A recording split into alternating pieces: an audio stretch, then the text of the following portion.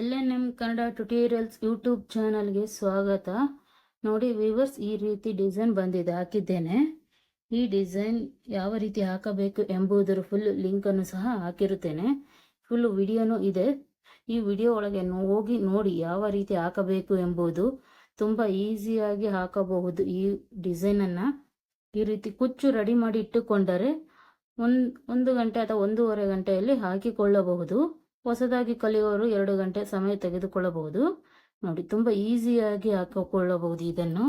ನೋಡಿ, ಈ ರೀತಿಯಾಗಿ ಕುಚ್ಚನ್ನು ರೆಡಿ ಮಾಡಿ ಇಟ್ಟುಕೊಂಡು ಈ ಡಿಸೈನನ್ನು ಹಾಕಿಕೊಳ್ಳಬಹುದು. ನೋಡಿ,